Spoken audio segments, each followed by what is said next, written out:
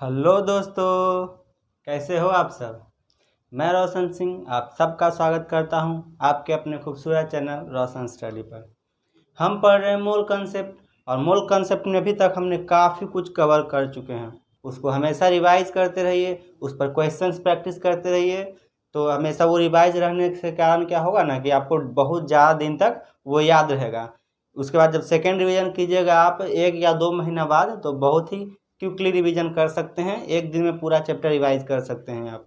तो ऐसा रिवीजन करते रहिए पढ़ने के दौरान कि पिछले लेक्चर को अच्छे से रिवाइज कर लीजिए, उसके बाद अगले लेक्चर पे आइए। पिछले लेक्चर के जितने भी नोट्स आपने बनाए उन सारे नोट्स को अच्छे से रिवाइज कीजिए, उस पर क्वेश्चंस प्रैक्टिस कीजिए बहुत सारा, और उसके बाद नेक्स्ट लेक्चर पर आइए आप। तो इससे क्या होगा कि आपके सारे कॉन्सेप्ट्स अच्छे से क्लियर होते जाएंगे, और ये कॉन्सेप्ट जो है आपके माइंड में बहुत ज़्यादा दिन तक रहेगा, 2-3 महीने तक रहेगा। जब 2-3 महीने बाद फिर से इसको रिवाइज कीजिएगा तो फिर 4-5 महीने तक अच्छे से रहेगा। तो ऐसे 4-5 महीने के बाद फिर एक बार रिवाइज कीजिएगा। तो इस तरह से रिवाइज करने से क्या होगा कि आपका पूरा का पूरा टॉपिक आपके माइंड में हमेशा रहेगा, और एग्जाम में फोड़ के आइएगा आप अच्छे से। तो चलिए, आज का लेक्चर है मूल कॉन्सेप्ट का, लेक्चर नंबर 11 है आज। और इस लेक्चर नंबर 11 में कंसंट्रेशन टर्म्स को आगे डिटेल में पढ़ेंगे। कंसंट्रेशन टर्म्स को पिछले लेक्चर में पढ़ा था कुछ, मोल फ्रैक्शन तक अच्छे से समझ चुके थे। मोल पर फ्रैक्शन क्या होता है, मोल परसेंटेज क्या होता है, उस पर कुछ क्वेश्चंस प्रैक्टिस किए थे। आज कंसंट्रेशन टर्म्स को और आगे कंटिन्यू करेंगे। आज पढ़ेंगे पार्ट्स पर मिलियन क्या होता है, पीपीएम होता है, पार्ट्स पर मिलियन कंसंट्रेशन का ही एक टर्म्स है। फिर मोलालिटी पढ़ेंगे, नॉर्मलिटी पढ़ेंगे, और उसको अच्छे से डिटेल में समझेंगे क्या क्या होता है, एन फैक्टर क्या होता है, इक्विवेलेंट वेट क्या होता है, ग्राम equivalent, number of gram equivalent कैसे निकालते हैं, इन सब को आज डिटेल में अच्छे से क्लियर करेंगे इस लेक्चर में। तो इस लेक्चर को अंत तक जरूर देखिएगा। चैनल को सब्सक्राइब कर दीजिएगा, वीडियो को लाइक कर दीजिएगा, और अपने 10 दोस्तों में चैनल को जरूर शेयर कीजिएगा। इस वीडियो को 10 दोस्तों में जरूर शेयर कीजिएगा, और उनको सब्सक्राइब करने के लिए कहिएगा। अगर वो पढ़ते हैं, नीट या जेईई मेंस का तैयारी करते हैं, तो ऐसे ही किसी को मत डाल दीजिएगा, ठीक ना। तो लेक्चर को अंत तक जरूर देखिएगा, और क्वेश्चन जो मैं दूं उसको प्रैक्टिस हमेशा करते रहिए। अब देखिए, fifth concentration terms, fourth concentration term तक हम लोग समझ चुके थे। Fourth concentration terms mole fraction को अच्छे से समझ चुके थे। अब देखिए, ये 5वां कंसंट्रेशन टर्म्स होता है मोलरिटी। मोलरिटी क्या होता है, इसको समझने के लिए ध्यान से समझिए। मोलरिटी क्या होता है, मोलरिटी क्या होता है कि 1 लीटर सॉल्यूशन में, कोई 1 लीटर सॉल्यूशन है, उस 1 लीटर सॉल्यूशन में जितना number of moles of solute present है, जितना number of moles of solute present है 1 लीटर सॉल्यूशन में, तो उसको कहते हैं molarity. Molarity is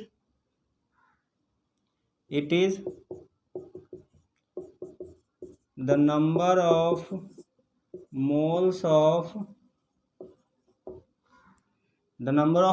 of solute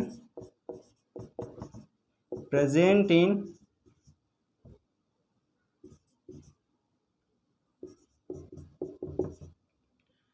1 liter of solution.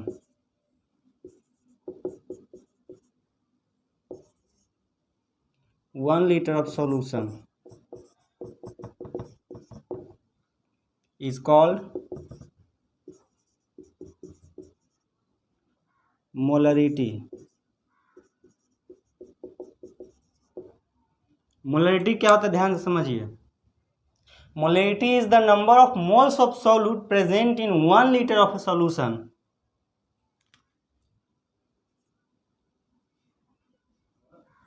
तो 1 लीटर सॉल्यूशन में जितना number of moles of solute present है उसको कहते हैं मोलरिटी। यानी मोलरिटी का फॉर्मूला क्या होता है, मोलरिटी को कैपिटल एम से लिखते हैं, इसका फॉर्मूला होता है number of moles of solute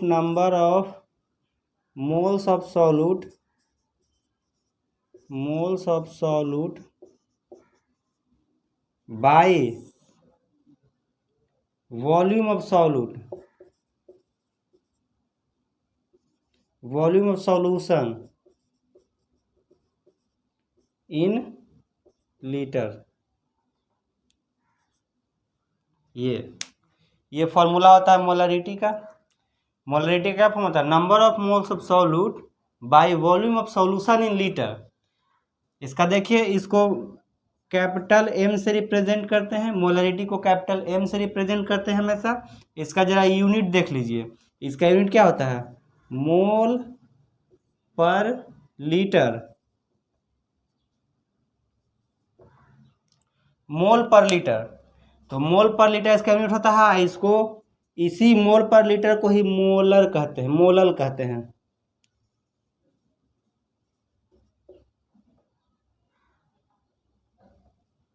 molar कहा जाता है। क्या कहा जाता है, मोलर। देखिए मोल पर लीटर इसका यूनिट होता है, मोलरिटी का यूनिट होता है मोल पर लीटर, है ना, number of moles of solute by volume of solution. तो मोल पर लीटर, और मोल पर लीटर को ही मोलर कहा जाता है। ठीक है, इसको मोलर कहा जाता है। इसको जरा नोट कीजिए जल्दी से। हो गया, ओके। अब जरा समझिए, अगर एक बीकर में H2SO4 है और प्लस वाटर है, H2O है, ठीक है, दिया हुआ है कि 3 molar H2SO4 3 molar H2SO4 solution. इसका मतलब क्या हुआ, 3 molar H2SO4 3 molar H2SO4 solution का मतलब क्या हुआ कि 3 moles of H2SO4 present in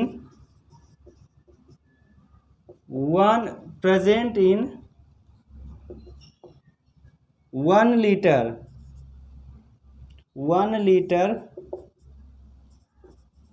of solution,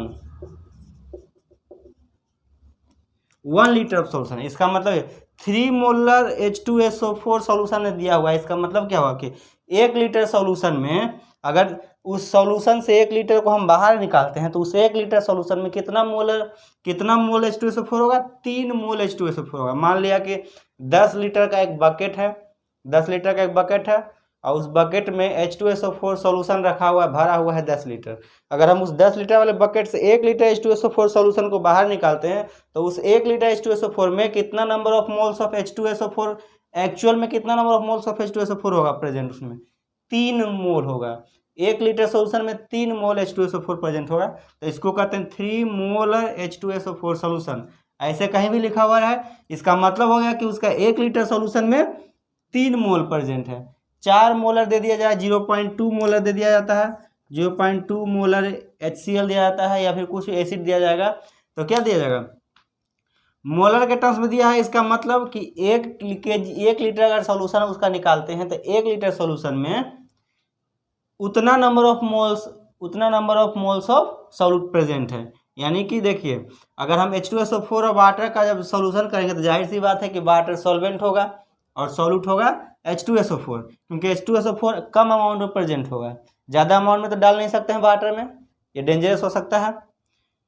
तो क्या होता है कि कम अमाउंट में, और एक बात ये बचपन में पढ़े होंगे जरूर, ये कभी भी एसिड को वाटर में हमेशा डालते हैं, वाटर को कभी भी एसिड में नहीं डालेंगे। वाटर को अगर एसिड में डालते हैं तो बहुत भयंकर, बहुत ज़्यादा डेंजरस हो सकता है। तो उसी तरह से जब वाटर में डालेंगे तो क्या होगा, वाटर तो हो जाएगा सॉल्वेंट, H2SO4 हो जाएगा, वो सॉल्यूट हो जाएगा। तो H2SO4 सॉल्यूट हो जाएगा, तो बोला 3 मोल H2SO4 सॉल्यूशन। इसका मतलब हुआ कि 1 लीटर सॉल्यूशन में 3 मोल H2SO4 प्रेजेंट है। इसका मतलब ये होता है। इसको नोट कीजिए, तो नोट कीजिए, हो गया, ओके। अब हम मोलरिटी से रिलेटेड कुछ कैलकुलेशंस को करेंगे। चलिए उन कैलकुलेशन को करके देख लेते हैं। सबसे पहले कैलकुलेशन हम करेंगे कि अगर कोई किसी सॉल्यूशन है, उसको जब डाइल्यूट करेंगे तो डाइल्यूट करने पर मोलरिटी में क्या चेंज आएगा, मोलरिटी में वो देखना है हमें। तो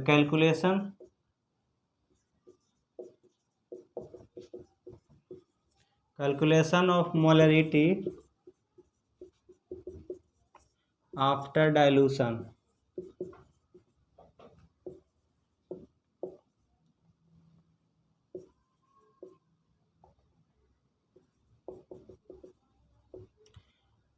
तो calculation of molarity after dilution, यानी कि डाइल्यूशन के बाद मोलरिटी को कैसे कैलकुलेट करेंगे, जो देखिए जैसे मान लीजिए यहाँ पर एक बीकर ले लेते हैं, ये बीकर ले लिए हैं, इसमें क्या मान लेते हैं कि इसमें इसका मोलरिटी जो है M1 मान लेते हैं। इस सॉल्यूशन का ये एक सॉल्यूशन है, ये एक सॉल्यूशन है, इसमें हम मान लेते हैं कि इसका मोलरिटी जो है, इस सॉल्यूशन का मोलरिटी M1 है। इस सॉल्यूशन का मोलरिटी को हम M1 मानते हैं,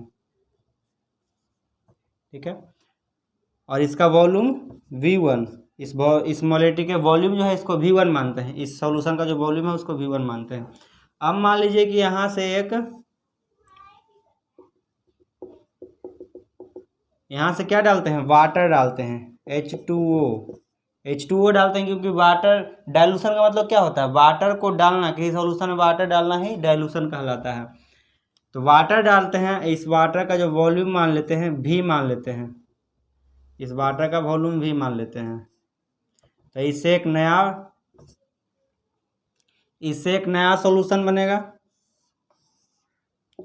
इससे एक नया सॉल्यूशन बनेगा। देखिए इस सॉल्यूशन का मोलरिटी मान लेते हैं M2 होगा, हमें M2 पता करना है, M2 क्या आएगा, इसका वॉल्यूम क्या हो जाएगा, जरा देखिए वॉल्यूम हो जाएगा V1 ये वाला वॉल्यूम प्लस ये V वॉल्यूम डालें इसमें हम, तो V1 प्लस V, और इस वॉल्यूम को हम लोग V2 कह देते हैं, इस वॉल्यूम को मान लिया V2, ठीक है, इस वॉल्यूम को V2 मान लिया। अब ध्यान से देखिए, ये एक सॉल्यूशन था, M1 मोलर, इसका मोलरिटी M1 था, इसका मोलरिटी M1 था, इसका वॉल्यूम V1 था, इसमें वाटर को डाला, V वॉल्यूम वाटर को डाला, तो डाइल्यूट हुआ। ये डाइल्यूट होने पर इसका मोलरिटी चेंज करेगा। ये जब डाइल्यूट हुआ, डाइल्यूट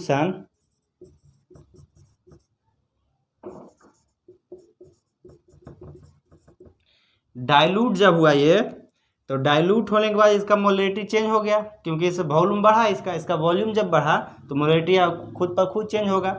लेकिन क्या नंबर ऑफ मोल्स चेंज होगा, नंबर ऑफ मोल्स तो चेंज नहीं होगा, number of moles of solute तो चेंज नहीं होगा। इसका N1 नंबर ऑफ मोल्स है, मान लेते हैं N नंबर ऑफ मोल्स इसका है, तो इसमें भी N नंबर ऑफ मोल्स ही होगा। इसका मान लिया कि सॉल्यूशन में N number of moles of solute था, तो सॉल्यूट का नंबर तो चेंज नहीं होगा, सॉल्यूट का नंबर तो वही रह जाएगा। तो इसमें भी N number of moles of solute होगा। अब इस N का वैल्यू निकालते हैं हम, N का वैल्यू क्या आता है देखते हैं। मोलरिटी M1 बराबर क्या हो जाएगा, मोलरिटी M1 बराबर क्या हो जाएगा, number of moles N by volume V1, number of moles N by volume V1। तो नंबर ऑफ मोल्स N बराबर क्या निकाल लेंगे यहाँ से, M1 V1, यहाँ से क्या हो गया M1 V1, number of moles इसमें निकल गया, कितना नंबर ऑफ मोल्स है M1 V1। इसका जरा निकालते हैं, इस V1 प्लस V को हम V2 मान लेते हैं, ठीक है। इसका नंबर ऑफ मोल्स M2 निकालते हैं, तो नंबर ऑफ मोल्स M2 कैसे निकालेंगे, देखिए M2 बराबर क्या हो जाएगा, नंबर ऑफ मोल्स M2 बराबर क्या हो जाएगा, नंबर ऑफ मोल्स N, इसमें भी नंबर ऑफ मोल्स सेम होगा, जो नंबर ऑफ मोल्स इसमें है उतना ही नंबर ऑफ मोल्स इसमें भी होगा, क्योंकि number of moles of solute change नहीं होगा, क्योंकि सॉल्यूट तो डाले ही नहीं हम लोग, सिर्फ वाटर डाले हैं, तो वाटर से सिर्फ वॉल्यूम बढ़ेगा, इसका वॉल्यूम बढ़ेगा तो क्या हो जाएगा V1 प्लस V वॉल्यूम हो जाएगा। लेकिन मोलरिटी चेंज करेगा, लेकिन number of moles of solute change नहीं करेगा, number of moles of solute change नहीं करेगा, तो number of moles of solute तो इन्हीं रह गया। अब वॉल्यूम क्या हो गया यहाँ पर V1 प्लस V, यानी कि इसको V2 मान लिया है, तो ये V2 ये हो गया यहाँ पर। अब यहाँ से नंबर ऑफ मोल बराबर निकाल लेंगे तो क्या हो जाएगा M1 V1 M2 V2 M2 V2 हो गया। ये देखिए नंबर ऑफ मोल्स इसमें भी क्या आ गया N2 V2। अब नंबर ऑफ मोल्स दोनों में सेम है, N है, तो ये इक्वेशन 1 मान लीजिए, इसको इक्वेशन 1 मान लीजिए, इक्वेशन 2 इसको मान लीजिए, इसको इक्वेशन 1 मान लीजिए, इसको इक्वेशन 1 मान लीजिए, ठीक है। अब इन दोनों इक्वेशन को यहाँ इक्वेट करते हैं जरा, क्या हो गया M2 V2 हो गया। N equal to M1V1 N equal to M2V2 दोनों बराबर है, तो इस इक्वेशन को इक्वेट कर किया जा सकता है कि नहीं? इक्वेट किया जा सकता है इस इक्वेशन। तो क्या हो जाएगा, M1V1 क्या हो जाएगा, जरा देखिए ध्यान से, M1V1 इक्वल टू M2V2। ये एक बेहतरीन रिजल्ट आ गया, इसको नोट कीजिए, अच्छे से इसको नोट कीजिए। M1V1 इक्वल टू M2V2 आ जाएगा। जब डायलूशन का कहीं भी क्वेश्चन आएगा डायलूशन का, तो इस फार्मूला का यूज करके डायरेक्ट आप निकाल सकते हैं, आंसर डायरेक्ट आप निकाल सकते हैं इस फार्मूला का यूज करके। ये very very very important formula है, इसको अच्छे से नोट कर लीजिए, इसको अच्छे से याद कर लीजिएगा। मैं इसको नोटिस करा दूंगा अभी क्या क्या कौन है। नंबर ऑफ मोल्स सेम है तो ये दोनों भी सेम होगा, RHS सेम है तो LHS भी सेम होगा, यानी कि M1V1 इक्वल टू M2V2 हो जाएगा। नोट कीजिए, इसको नोट कीजिए। ओके, इस इक्वेशन में देखिए M1 क्या है, M1 क्या है, मोलरिटी बिफोर डाइल्यूशन। M1 क्या है, मोलरिटी बिफोर डाइल्यूशन। V1 क्या है,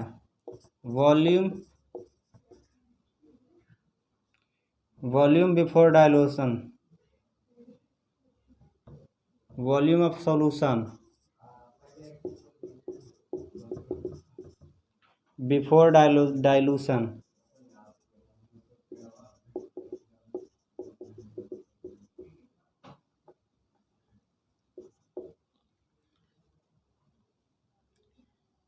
M2 क्या है, मोलरिटी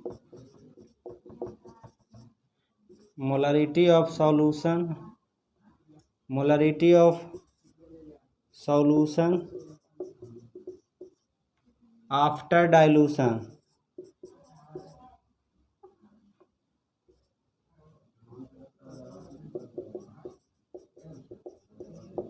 आफ्टर डाइल्यूशन। और V2 क्या है, V2 बराबर है V1 प्लस V, और यह है क्या, ये है volume of solution after dilution.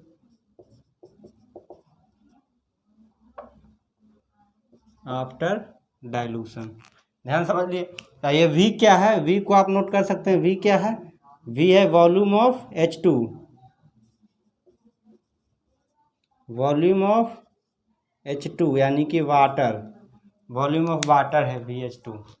Note कीजिए, इसको अच्छे से नोट कर लीजिए ताकि क्वेश्चन में अप्लाई करने में आपको दिक्कत नहीं हो आपको, इसलिए इसको अच्छे से नोट कीजिए। ओके, चलिए अब एक और कॉन्सेप्ट, एक और कैलकुलेशन करते हैं। Calculation of molarity after adding solution. Calculation of molarity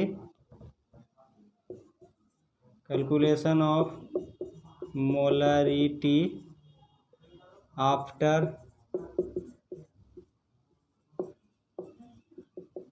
adding of solution,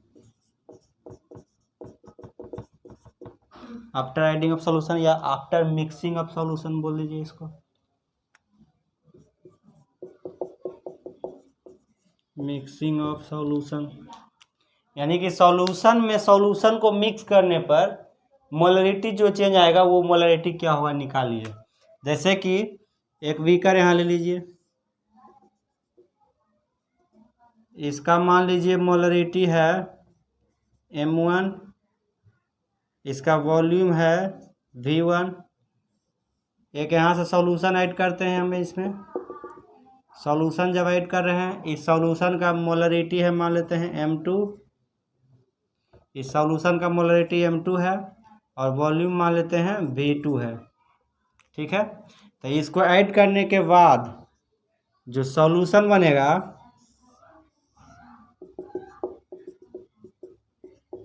इस सॉल्यूशन का मोलरिटी को मान लेते हैं M3, इसका वॉल्यूम मान लेते हैं V3।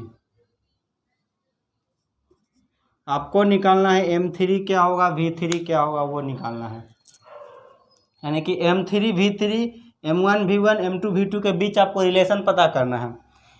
तो ये M1 plus M2 equal to M3 ऐसे कर सकते हैं कि नहीं, जरा देखिए ध्यान से।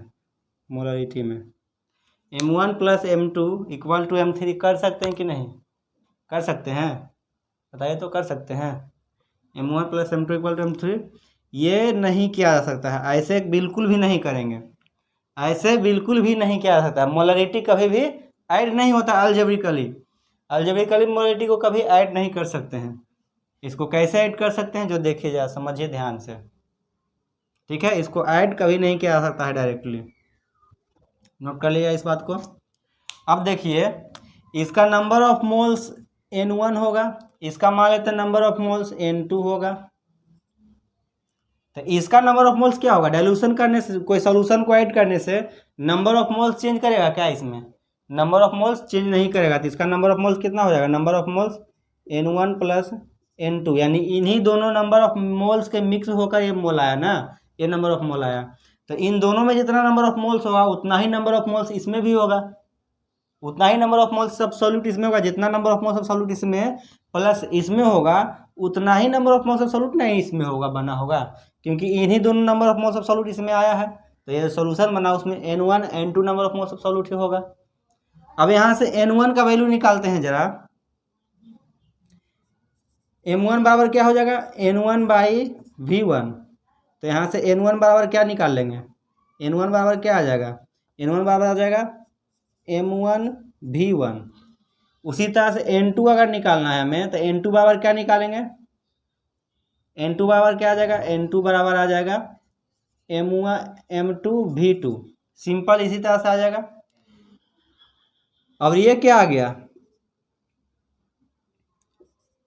N1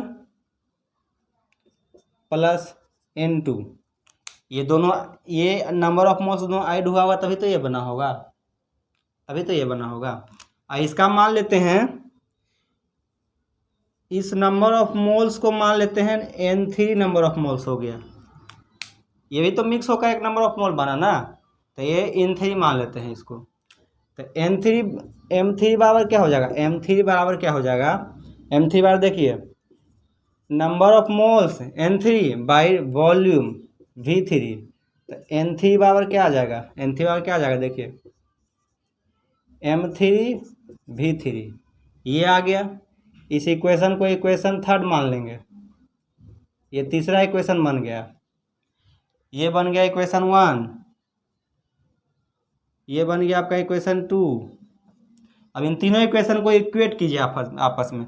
नंबर ऑफ N3 बराबर क्या है, N1 plus N2 equal to N3। तो यहाँ से N1 प्लस N2 रखेंगे, N3 बराबर क्या रखेंगे, देखिए ध्यान से, N3 बराबर क्या रखेंगे, N1 प्लस N2, ये है। अब इसको क्या समझिए, N3 बराबर क्या आया है, M3 V3। N1 बराबर क्या है, M1 V1। N1 बराबर है ना, N1 बराबर आ गया था। इसमें नंबर ऑफ मोल्स N1 था, इसका मोलरिटी M1, इसका वॉल्यूम V1। तो नंबर ऑफ मोल बराबर मोलरिटी बराबर क्या होगा, M1 बराबर N1 बाई V1। तो N1 बराबर यहाँ से आ जाएगा M1 V1। उसी तरह से इसमें N2 बराबर आ जाएगा M2 V2, ठीक है। इसमें भी उसी तरह से इसको मान लिए N3 मान लेते हैं, तो N3 बराबर आ गया M3 V3। अब N3 बराबर क्या होगा, N1 प्लस N2, इन्हीं दोनों नंबर ऑफ मोल्स सब्सोल्यूट ऐड हुआ होगा ना इसमें, तो ये आएगा N3 बराबर M1 प्लस M2। अब M1 प्लस M2 का वैल्यू रख देंगे यहाँ पर। N3 बराबर क्या है, N3 बराबर देखिए क्या आया है, M3 V3। तो N3 बराबर रखेंगे M3 V3, और N1 N2 का वैल्यू रखेंगे, N1 बराबर देखिए क्या है, M1 V1 प्लस N2 बराबर क्या है, M2 V2, M2 V2। तो ये एक बेहतरीन सा रिजल्ट आ गया जब सॉल्यूशन को मिक्स करते हैं किसी सॉल्यूशन में। तो ऐसा क्वेश्चन बहुत ज़्यादा नीट और जेईई में से पूछा जाता है। तो डायरेक्टली आपको अगर ये फॉर्मूला याद है तो डायरेक्टली आप बना सकते हैं, नहीं तो आप इतने सारे कंसेप्ट का यूज़ करके भी आप बना सकते हैं क्वेश्चन को। इसमें अच्छे लेवल के क्वेश्चन आते हैं, इस कॉन्सेप्ट पर बेस्ड अच्छे लेवल के क्वेश्चन आते हैं, बेहतरीन लेवल के क्वेश्चन आते हैं। तो इसको नोट कीजिए, M3V3 बराबर होगा M1V1 प्लस M2V2। ये एक बेहतरीन रिजल्ट आ गया है, इसको नोट कर लीजिए अच्छे से। ये एक बेहतरीन लेवल का कॉन्सेप्ट आपका क्लियर हो चुका है, इसको अच्छे से नोट कीजिए। हो गया? ओके। अब एक और कंसंट्रेशन टर्म्स को जानेंगे, दैट इज मोलालिटी। मोलालिटी क्या होता है जरा देखिए, मोलालिटी क्या होता है? It is the number of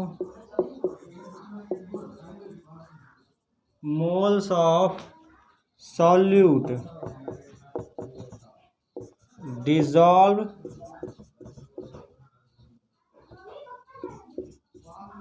dissolved in 1 kg, that is 1000 gram of solvent।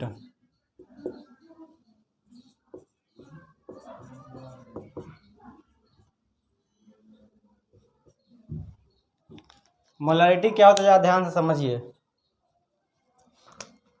Is called molality. इसको क्या कहा जाता है? इसको मोलालिटी कहा जाता है। मोलालिटी ये क्या है? Molality it is the number of moles of solute dissolved in 1 kg of solvent. Solvent यहाँ पर होगा, सॉल्यूशन नहीं होगा, ध्यान दीजिएगा। मोलालिटी में सॉल्यूशन नहीं होगा, सॉल्वेंट होगा। अब मोलारिटी में सॉल्यूशन होगा। यहाँ पर देखिए 1 kg सॉल्वेंट में जितना number of moles of solute dissolve होता है उसी को कहते हैं मोलालिटी। तो मोलालिटी का फॉर्मूला हो जाएगा क्या? मोलालिटी का फॉर्मूला हो जाएगा, मोलालिटी को स्मॉल m से रिप्रेजेंट करते हैं इसको, जैसे मोलारिटी को कैपिटल M से रिप्रेजेंट करते हैं उसी तरह से मोलालिटी को स्मॉल m से रिप्रेजेंट करते हैं। इसका क्या होता है formula? Number of moles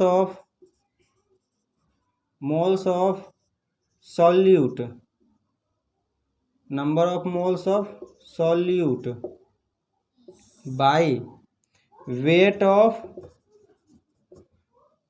of solvent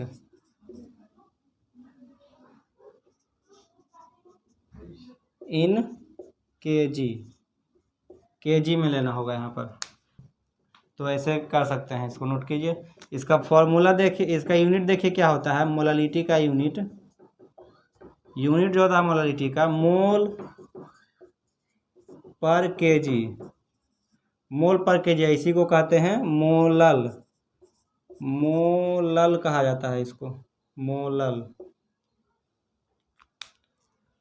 इसको नोट कीजिए। हो गया? ओके।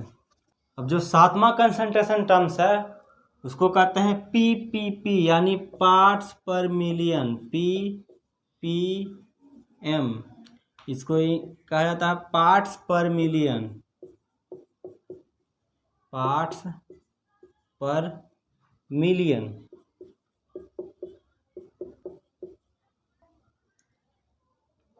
पार्ट्स पर मिलियन ये क्या होता है? जब कंसंट्रेशन सॉल्यूशन में सॉल्यूट जब बहुत कम अमाउंट में प्रेजेंट हो, सॉल्यूशन में सॉल्यूट बहुत कम अमाउंट में प्रेजेंट हो, बहुत ज़्यादा कम अमाउंट में प्रेजेंट हो, तब इस कंसंट्रेशन टर्म्स का यूज करते हैं PPM, यानी पार्ट्स पर मिलियन। ये क्या होता है? It is the number of parts of solute present in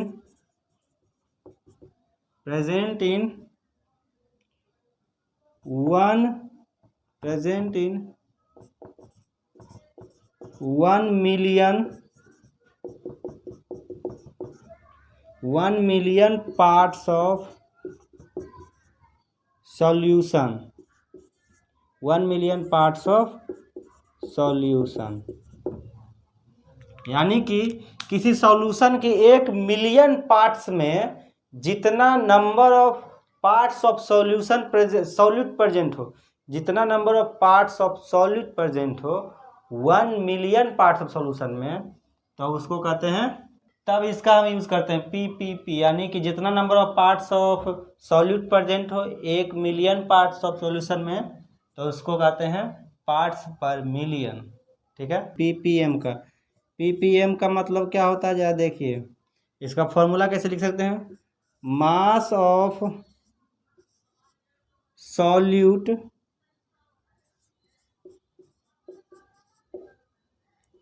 by mass of solution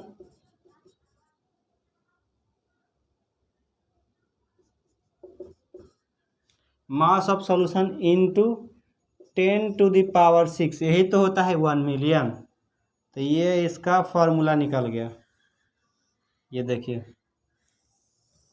जब भी हम पार्ट्स पर मिलियन का यूज़ करेंगे तो क्या करेंगे, मास of solute, parts of solute, एक पार्ट्स ऑफ सॉल्यूट का मास जितना होगा मास of solute by mass of solution, और उसको मल्टीप्लाई करेंगे जब 10⁶ से, तो पार्ट्स पर मिलियन निकल जाएगा हमारा, पार्ट्स पर मिलियन निकल जाएगा। ये कंसंट्रेशन टर्म्स होता है, इसको नोट कीजिए, जल्दी से, अच्छे से नोट कीजिए। अब जो 8वां कंसंट्रेशन टर्म्स जो है वो है नॉर्मलिटी। नॉर्मलिटी क्या होता है, इसको ज़रा ध्यान से समझिएगा, बहुत ही अच्छा टॉपिक है, ध्यान से समझिएगा, इससे बहुत सारे नीट और जेईई मेंस में क्वेश्चंस आते हैं। It is the number of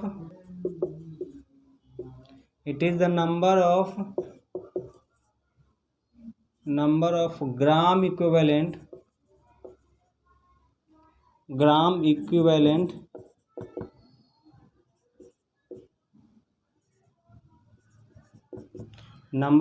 equivalent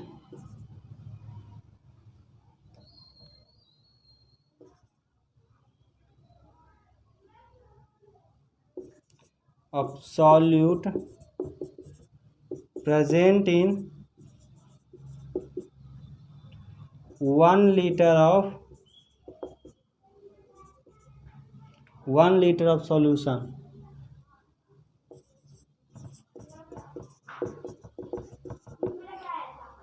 normality क्या होता है, it is the number of gram equivalent of solute present in 1 litre of solution, यानी 1 लीटर सॉल्यूशन में जितना number of gram equivalent of solute present होता है उसको नॉर्मलिटी कहते हैं। यहाँ पर अभी नोट कीजिए, मैं ग्राम इक्विवेलेंट क्या होता है डिटेल में समझाऊंगा अभी। फिर ग्राम इक्विवेलेंट और नॉर्मलिटी में जो रिलेशन उसको अच्छे से एस्टैब्लिश करके दिखाऊंगा। पहले इसको नोट कर लीजिए क्या होता है नॉर्मलिटी।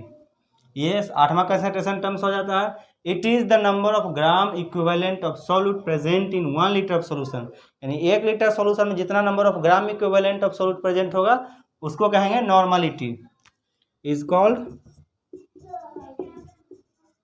नॉर्मलिटी।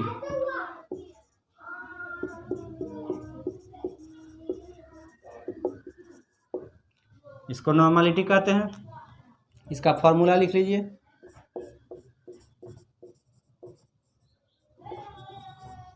नॉर्मलिटी को कैपिटल एन से रिप्रेजेंट करते हैं, कैपिटल एन से नॉर्मलिटी रिप्रेजेंट करते हैं। ये क्या होता है, number of gram equivalent,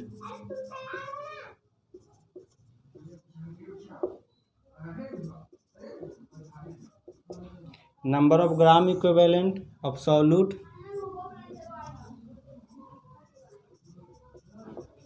number of gram equivalent of solute by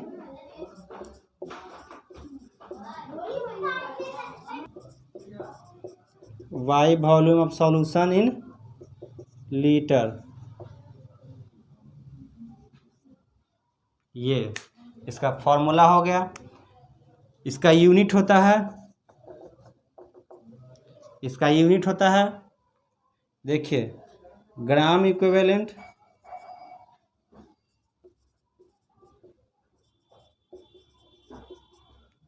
by litre. Gram equivalent पर लीटर इसको कहते हैं, इसी को नॉर्मल कहा जाता है, नॉर्मल। तो इसको, इसका यूनिट नॉर्मल होता है जनरली, और इसका यूनिट किस तरह से होगा, तो ग्राम इक्विवेलेंट बाई लीटर, यही होता है। ग्राम इक्विवेलेंट पर लीटर को ही नॉर्मल कहा जाता है। इसको नोट कीजिए, इसके बाद मैं समझाऊंगा आखिर ग्राम इक्विवेलेंट क्या है, कहाँ से आता है, कैसे आता है, इसको बताऊंगा मैं अभी। इसको नोट कीजिए, पहले नोट कीजिए, हो गया, ओके। अब देखिए, समझिए जरा, नंबर ऑफ ग्राम इक्विवेलेंट बराबर क्या होता है, number of gram equivalent, gram, number of gram equivalent बराबर क्या होता है, given mass of solute, given mass of solute by equivalent wait,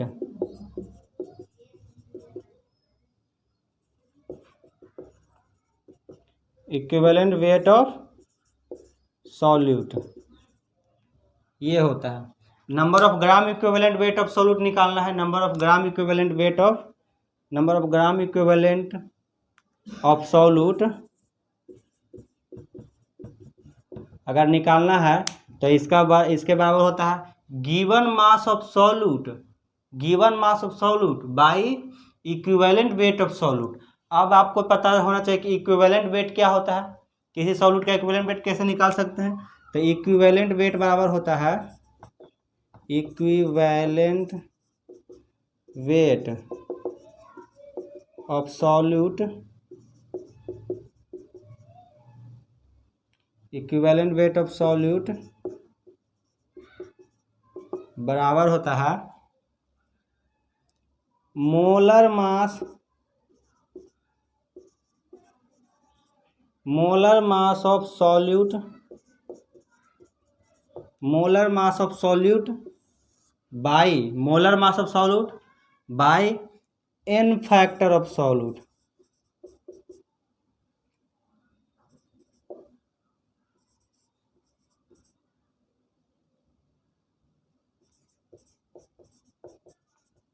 N factor of solute, देखिए इक्विवेलेंट वेट ऑफ सॉल्यूट बराबर होता है molar mass of solute by N factor of solute.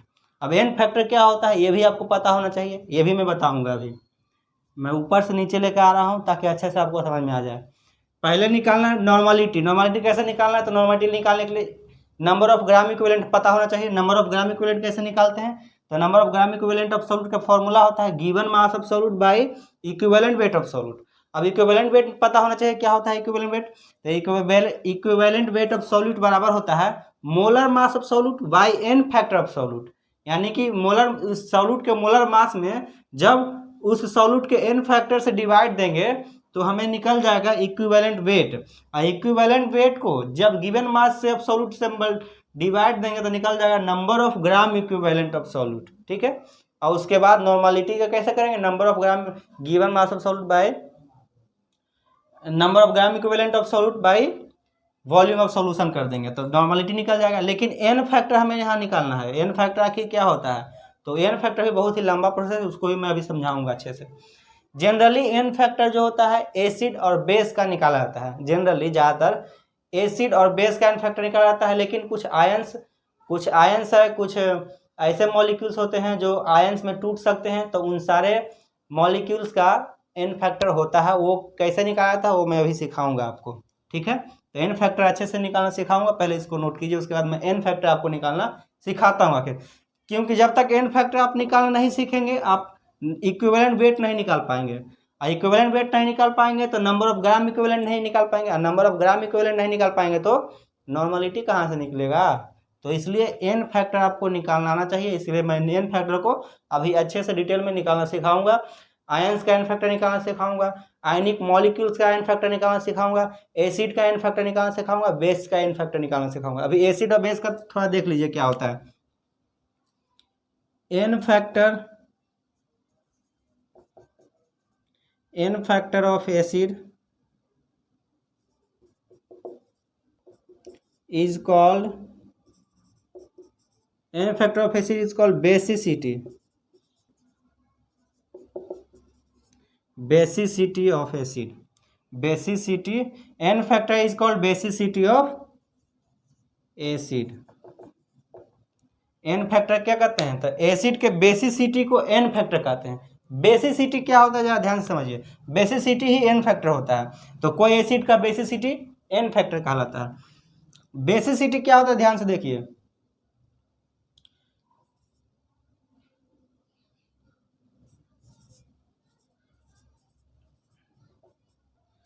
Basicity of acid is the number of removal of H plus ion. H plus ions यानी जितना number of H plus ions जो acid remove करेगा उसका उतना basicity होगा. ठीक है. यानी कोई एसिड जितना ज़्यादा number of H plus ion remove करेगा, जितना ज़्यादा number of H plus ion remove करेगा उतना ज़्यादा उसका बेसिसिटी होगा. और जो बेसिसिटी है उसी को n फैक्टर कहते हैं. तो जितना बेसिसिटी होगा वही n फैक्टर भी होगा. तो उसको n फैक्टर से उसके मोलर मास को उसके n फैक्टर से डिवाइड देंगे तो निकल जाएगा इक्विवेलेंट वेट. और इक्विवेलेंट वेट को जब गिवन मास ऑफ सॉल्यूट से इक्विवेलेंट वेट ऑफ सॉल्यूट को डिवाइड करेंगे जब, तो आ जाएगा number of gram equivalent of solute. Generally normality सभी का निकलता है, लेकिन एसिड और बेस का आपको ज़्यादा क्वेश्चन मिलेगा. नॉर्मलिटी में एसिड और बेस का क्वेश्चन ज़्यादा मिलेगा. तो इसलिए मैं अभी एसिड और बेस को पहले बता रहा हूँ, उसके बाद सारे आयनिक मॉलिक्यूल्स और आयंस का बताऊंगा निकालना. इसको नोट कीजिए, पहले नोट कीजिए. हो गया. ओके. बेसिसिटी ऑफ एसिड क्या होता है? Basicity of acid is the number of removal of H plus ion. जो एसिड जितना ज़्यादा number of H plus ion remove करेगा उतना ज़्यादा उसका बेसिसिटी होगा, वही उसका बेसिसिटी होगा. जैसे आप निकालिए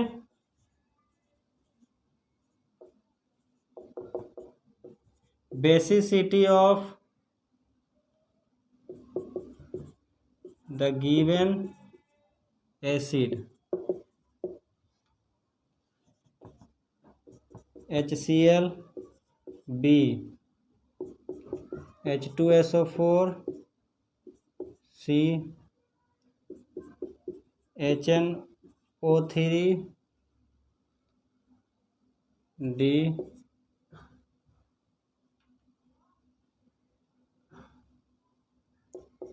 H3PO4. ये सबसे स्ट्रॉन्गेस्ट एसिड होता है. तो ये सारा का सारा स्ट्रॉन्गेस्ट एसिड, लेकिन सबसे ज़्यादा स्ट्रॉन्गेस्ट एसिड ये है. ये एसिड कौन सा एसिड है? नाइट्रिक एसिड है. नाइट्रिक एसिड का इस्तेमाल किस में करते हैं? तो ज्वेलरी वगैरह को, चांदी का जो ज्वेलरी होता है उनको साफ करने के लिए नाइट्रिक एसिड का इस्तेमाल किया जाता है. हाइड्रोक्लोरिक एसिड भी बहुत ही ज़्यादा स्ट्रॉन्ग एसिड है. HCl जो हमारे स्टमक में होता है ये भी एक स्ट्रॉन्ग एसिड है, लेकिन इन सब में सबसे ज़्यादा स्ट्रॉन्ग एसिड ये है. तो सबसे ज़्यादा जो जितना ज़्यादा number of H plus ion निकालेगा वो उतना ज़्यादा स्ट्रॉन्ग एसिड होगा.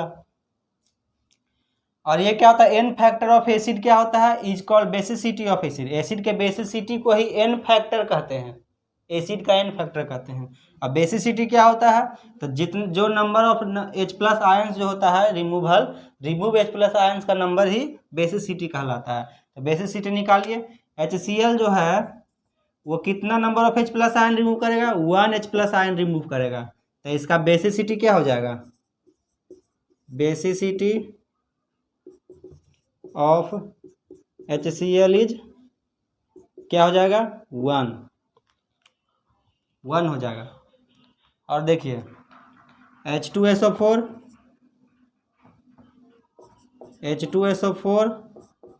ये कितना H प्लस आयन निकालेगा? ये 2H प्लस आयन निकालेगा. H प्लस आयन इस तरह से निकालेगा. तो 2H प्लस आयन निकालेगा तो इसका बेसिसिटी क्या हो जाएगा? H2SO4 का 2 हो जाएगा. ऐसे n फैक्टर, ये n फैक्टर इसी को कहते हैं. n फैक्टर क्या हो गया? 2 हो गया, 1 हो गया. HCl का n फैक्टर क्या हो गया? 1 हो गया. HCl का बेसिसिटी 1 हो गया, मतलब n फैक्टर 1 हो गया. H2SO4 का बेसिसिटी 2 हो गया, मतलब n फैक्टर इसका 2 हो गया। अब इसका निकालिए HNO3 का,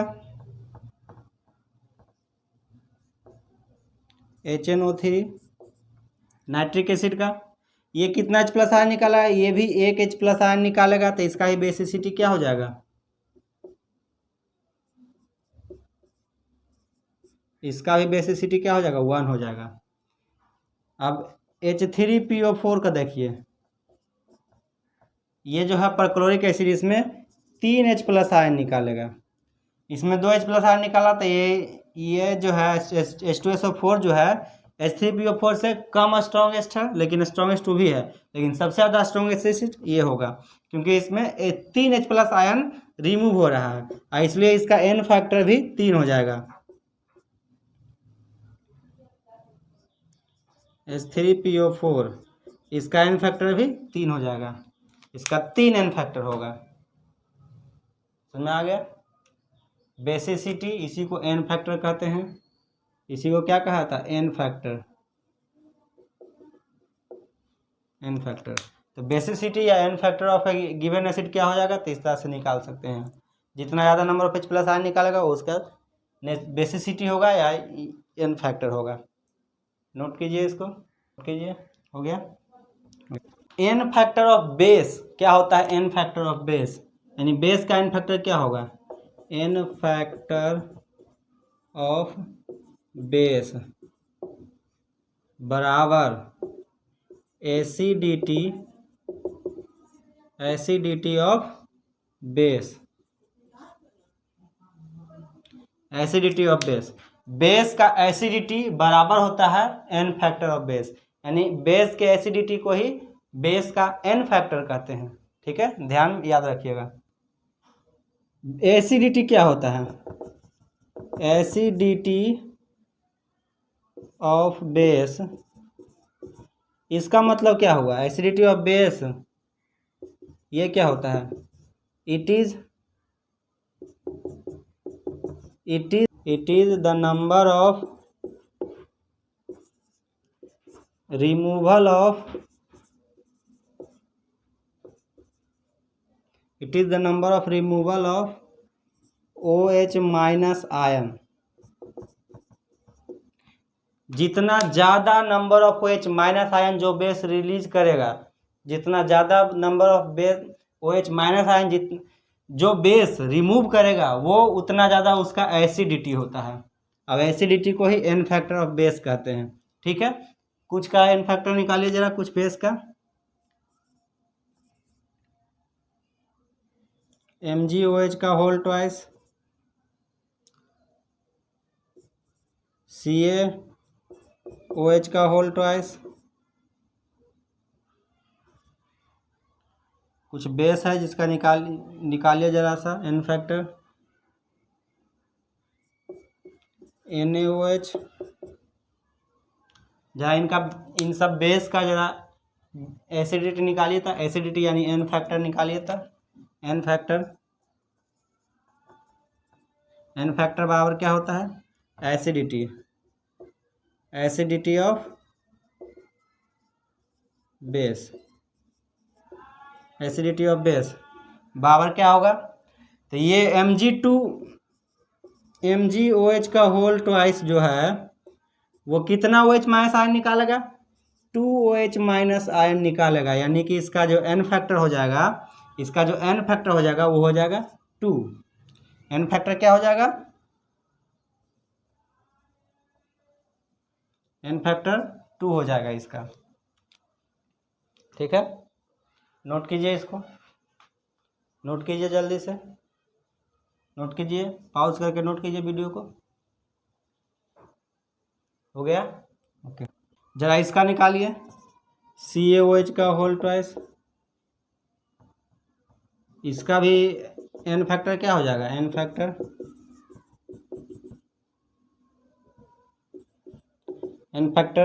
क्या हो जाएगा, देखिए जरा सा, एक टूटेगा क्या, Ca2 प्लस और प्लस 2OH माइनस, ये ना टूटेगा, तो यहाँ पर 2OH माइनस आयन निकालेगा, यानी कि इसका एन फैक्टर 2 हो गया।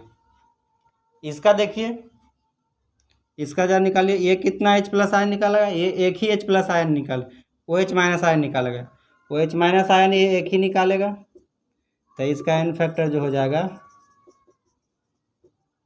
1 हो जाएगा, 1 इसका एन फैक्टर हो जाएगा। ऐसा नोट कीजिए इसको।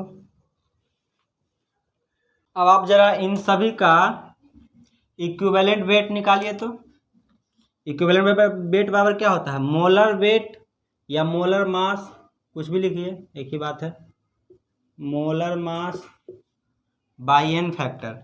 अब मोलर मास क्या होता है, मोलर मास निकालिए इसका, mg का, MgOH का होल ट्वाइस का मोलर मास क्या होगा, देखिए mg का कितना होगा 24 और O 32 और H कितना हो जाएगा, देखिए 24 plus 32 plus 2 8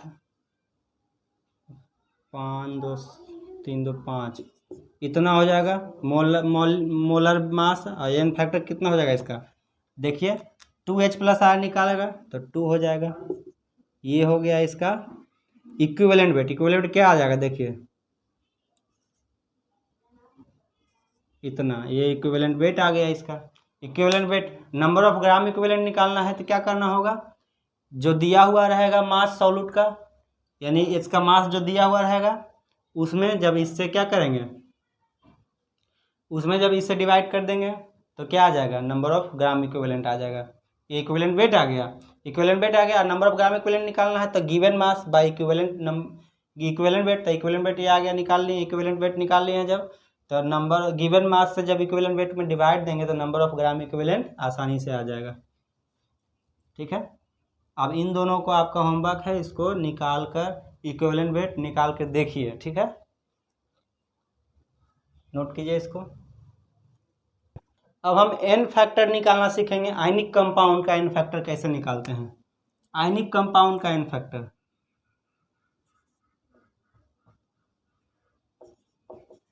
N factor of ionic compound, ionic compound, ionic compound ऐसे ले लीजिए कुछ भी, MgCl2 एक आयनिक कंपाउंड है। MgCl2 को जरा एन फैक्टर क्या होता है, इसका इक्विवेलेंट वेट अगर निकालना है हमें, इसका इक्विवेलेंट वेट निकालना है, MgCl2 का इक्विवेलेंट वेट निकालना है तो क्या करेंगे, number of given molar mass के क्या करेंगे, मोलर मास में जब इक्विवेलेंट वेट, अगर इसको क्या निकालना है, इक्विवेलेंट वेट निकालना है, तो मोलर मास में जब एन फैक्टर से डिवाइड देंगे तो क्या आ जाएगा, इक्विवेलेंट वेट आ जाएगा इसका। इसका एन फैक्टर क्या होता है, आयनिक कंपाउंड का एन फैक्टर क्या होता है, तो देखिए n factor of ionic compound, n factor is, n factor of ionic compound is क्या होता है, N factor of ionic compound, n factor of ionic compound is total magnitude of, total magnitude of positive और negative charge,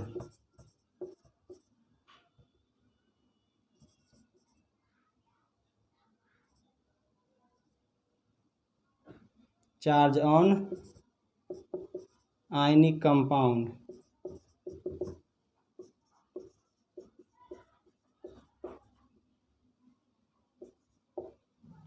समझ में आ रहा है, N factor of ionic compound is the total magnitude of positive और negative charge on ionic compound. Ionic compound में positive charge या जितना निगेटिव चार्ज जितना पॉजिटिव चार्ज का जो टोटल मैग्नीट्यूड होता है वो एन फैक्टर कहलाता है। आयनिक कंपाउंड का एन फैक्टर कहते हैं उसको। जैसे इसका एन फैक्टर निकालें तो क्या टूटेगा, ये टूटता है Mg2 प्लस और प्लस 2Cl माइनस में टूटता है, ये Mg2 प्लस 2Cl माइनस में टूटेगा। इसमें टोटल चार्ज कितना हो जाएगा, देखिए पॉजिटिव चार्ज 2 है और 2 नेगेटिव चार्ज है, तो दो दो दोनों में पॉजिटिव, दो दो नेगेटिव भी है, तो इसका n फैक्टर क्या हो जाएगा, n फैक्टर 2 हो जाएगा। 2 इसका n फैक्टर हो गया। आया समझ में? नोट कीजिए इसको। अब इसका अगर इक्विवेलेंट वेट निकालना है तो इक्विवेलेंट वेट देखिए ऐसे लिख सकते हैं। इक्विवेलेंट वेट को, इक्विवेलेंट वेट को ऐसे आप लिख सकते हैं, इक्विवेलेंट वेट ऑफ MgCl2, ऐसे इसका मतलब होगा इक्विवेलेंट वेट ऑफ MgCl2 निकालना है। तो इसका मोलर वेट निकाल लीजिए। मोलर वेट कितना हो जाएगा इसका, Mg हो गया 24, Cl2 हो गया मतलब 70, 70 24 कितना हो जाएगा, लगभग 71 24 95 हो जाएगा, होगा ना। इसका मॉलिक्यूलर वेट कितना हो जाएगा, 24 और प्लस 71 और बटा में n फैक्टर 2 हो गया, तो 95/2, ये इसका इक्विवेलेंट वेट हो जाएगा। इक्विवेलेंट वेट निकल गया इसका। इक्विवेलेंट वेट भी निकल गया तो इसका नंबर ऑफ ग्राम इक्विवेलेंट भी निकाल सकते हैं। अगर इसका मास दिया हुआ रहेगा तो इसका गिवन मास दिया हुआ रहेगा मास, तो उसमें से डिवाइड देके इक्विवेलेंट वेट को डिवाइड देके नंबर ऑफ ग्राम इक्विवेलेंट भी निकाल सकते हैं इसको, number of gram equivalent. Note कीजिए इसको, हो गया। जरा एक और निकालिए, NaCl का निकालिए, NaCl का n फैक्टर निकालिए। n फैक्टर कैसे निकालेंगे, तो ये टूटेगा क्या, Na प्लस और प्लस Cl माइनस। देखें एक प्लस चार्ज एक माइनस चार्ज है, तो इसका n फैक्टर क्या हो जाएगा, n फैक्टर 1 हो जाएगा। अब देखिए इसका निकालिए जरा सा, Al2SO4 होल थ्राइस। इसका जरा निकालिए, इससे आपका सारा कॉन्सेप्ट क्लियर हो जाएगा। इसका जरा निकालिए, पहले इसको नोट कीजिए, उसके बाद इसका निकालिए, निकलता है तो हो गया। ओके, इसका जरा n फैक्टर निकालिए, इसको तोड़िए कैसे टूटता है।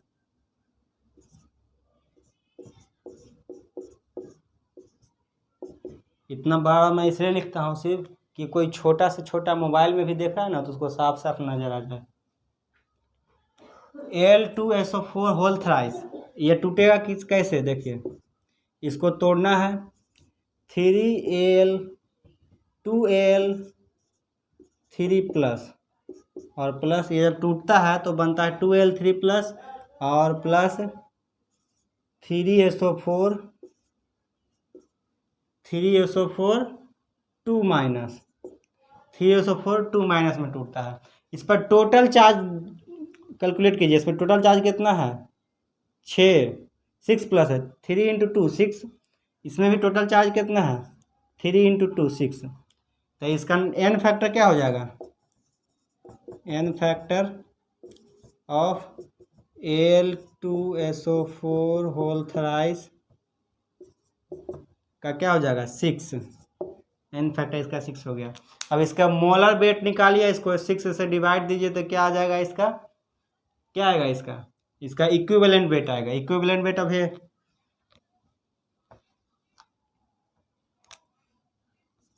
Equivalent weight of Al2SO4 whole thrice, जरा निकालिए इसका Al2SO4 होल थ्राइस, इसका जरा निकालिए। एल्युमिनियम है ना, इसका एटॉमिक वेट कितना होता है 26 into 2 plus sulphur 32 into 3 plus oxygen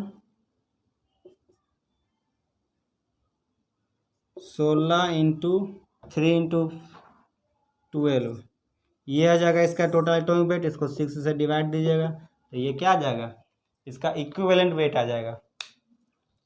तो सब का आखिर इक्विवेलेंट वेट आप निकालना सीख चुके हैं आयनिक कंपाउंड का। अब आयंस का इक्विवेलेंट वेट कैसे निकालेंगे वो देखेंगे।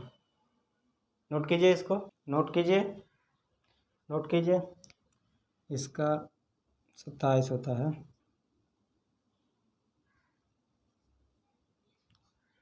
नोट कीजिए इसको, हो गया। Okay,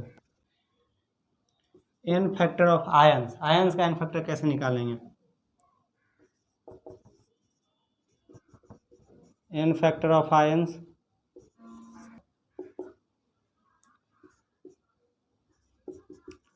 total total magnitude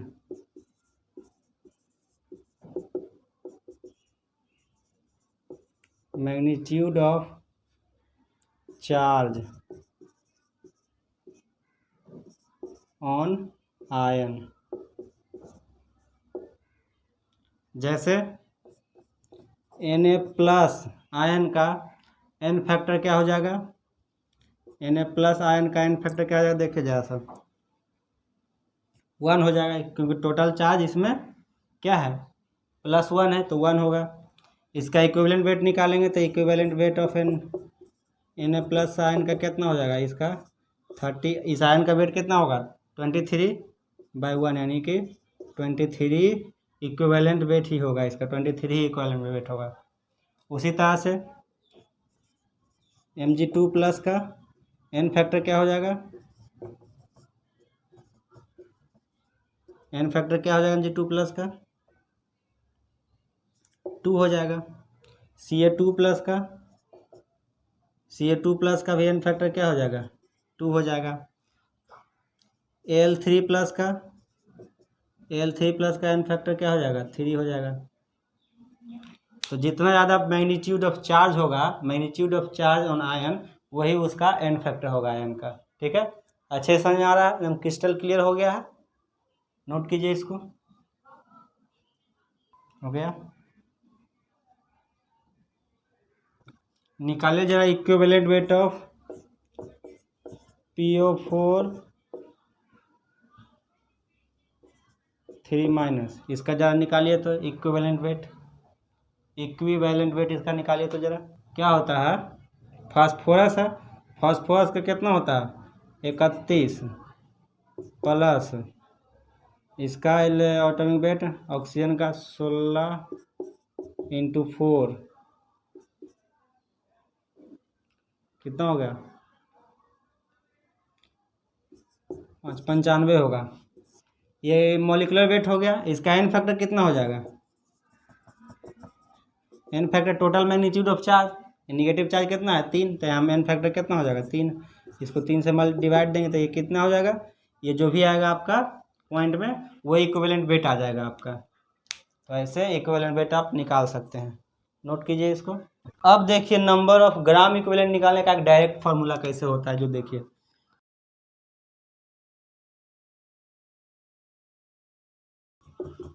number of gram equivalent निकालने का डायरेक्ट एक फार्मूला बना देते हैं यहाँ पर से आप, तो आसानी से आप क्या कर सकते हैं, निकाल सकते हैं gram equivalent. Direct number of gram, normality में direct number of gram equivalent का जरूरत पड़ता है, कैसे निकालेंगे, तो उसका एक फार्मूला मैं बना दे रहा हूँ यहाँ पर। देखिए नंबर ऑफ ग्राम इक्विवेलेंट बराबर क्या होता है, given mass of solute, given mass of solute equivalent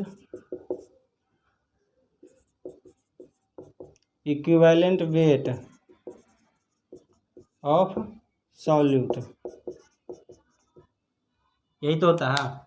अब इक्विवेलेंट वेट बराबर क्या होता है, जरा देखिए यहाँ से, इसी को लिख रहा हूँ मैं यहाँ पर, given mass,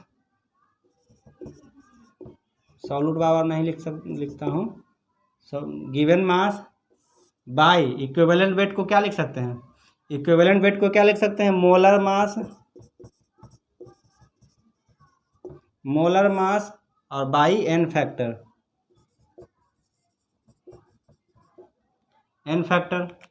molar mass by N factor लिख सकते हैं कि नहीं। इक्विवेलेंट वेट बराबर molar mass by N factor into given mass बटा मोलर मास,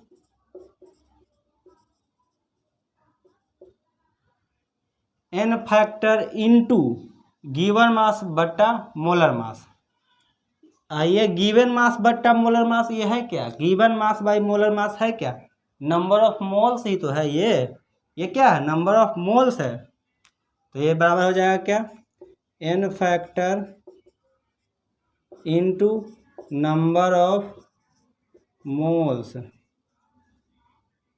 ऑफ सॉल्यूट। आप डायरेक्ट निकाल सकते हैं यहाँ से number of equivalent number of gram equivalent direct निकाल सकते हैं यहाँ से। Number of gram equivalent equal to direct लिख सकते हैं N factor into number of moles of solute. N factor of solute, इसी सॉल्यूट का एन फैक्टर को जब इसके number of moles of solute में मल्टीप्लाई करेंगे तो क्या आ जाएगा, नंबर ऑफ ग्राम इक्विवेलेंट आ जाएगा। कैसे आएगा वो भी मैं डिटेल में समझा चुका हूँ अभी यहाँ पर। ये क्या आ गया, नंबर ऑफ ग्राम इक्विवेलेंट आ गया। नोट कीजिए इसको, N factor by number of moles, यह क्या आ गया, नंबर ऑफ ग्राम इक्विवेलेंट। जरा नॉर्मलिटी को सोचिए,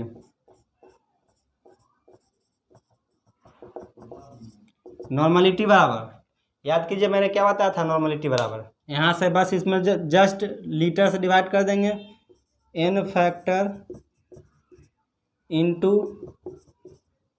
into number of moles of solute, number of moles of solute बटा वॉल्यूम ऑफ सॉल्यूशन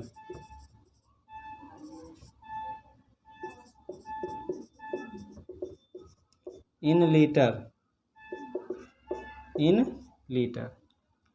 ये हो गया नॉर्मलिटी। नॉर्मलिटी को अब आई थिंक अच्छे से आप समझ चुके होंगे, क्लियर कॉन्सेप्ट, सारा कॉन्सेप्ट आपका क्लियर हो चुका होगा। अभी एक कॉन्सेप्ट भी नहीं रहना चाहिए जो समझ में नहीं आया होगा आपको। अच्छे से मैंने पूरा नॉर्मलिटी को अच्छे से समझा दिया है। बस यही कंसंट्रेशन टर्म्स थे, और इन कंसंट्रेशन टर्म्स में कुछ कंसंट्रेशन टर्म्स जो होते हैं वो टेम्परेचर डिपेंडेंट कंसंट्रेशन टर्म्स होते हैं। देखिए अभी कंसंट्रेशन टर्म, कौन से कंसंट्रेशन टर्म्स जो होते हैं वो टेम्परेचर डिपेंडेंट होते हैं। पहला तो नॉर्मलिटी, ये टेम्परेचर डिपेंडेंट होता है। नॉर्मलिटी डिपेंड्स ऑन टेम्परेचर, लिख लीजिए,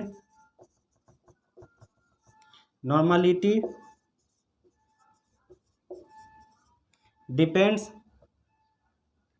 डिपेंड्स ऑन टेम्परेचर।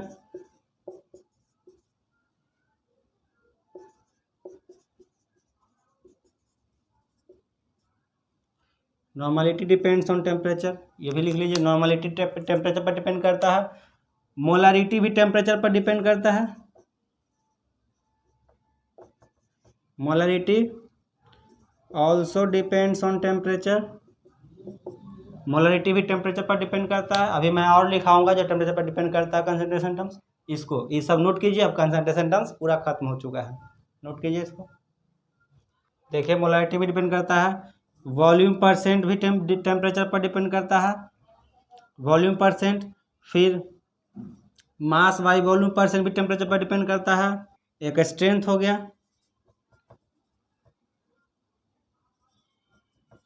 स्ट्रेंथ भी टेम्परेचर डिपेंडेंट है। तो ये सारे अब आपको अच्छे से कंसेप्ट सारे क्लियर हो चुके होंगे, इसको नोट कर लीजिए। आई थिंक अब आपको अच्छे से क्लियर हो चुका होगा, कोई भी डाउट अब नहीं रहना चाहिए। अब इस पर बेस्ड ढेर सारे क्वेश्चंस हमेशा लगाते रहिए। अगले लेक्चर में मैं आपको बहुत सारे कॉन्सेप्ट्स को क्लियर करूँगा, ढेर सारे क्वेश्चंस लेकर आऊँगा, जिससे अच्छे से आपका सारा कॉन्सेप्ट क्लियर हो जाएगा। और इसके बाद स्टोइकियोमेट्री 2 शुरू होगा, और स्टोइकियोमेट्री 2 में हम लोग पढ़ते हैं रेडॉक्स रिएक्शन, यानी ऑक्सीडेशन रिडक्शन रिएक्शन सीखते हैं। उसमें ऑक्सीडेशन स्टेट निकालना सीखते हैं सभी कंपाउंड्स का। तो उन सभी को अच्छे से डिटेल में सीखेंगे, सभी को डिटेल में समझेंगे। उसमें अलग तरह का बैलेंस करने का, इक्वेशन बैलेंस करने वाला भी आता है, वो IIT JEE मेंस में ज़्यादा क्वेश्चन उससे पूछा जाता है। तो उसको अच्छे से कॉन्सेप्ट क्लियर करके पढ़ेंगे। तब तक के लिए पढ़ते रहिए। जय हिंद।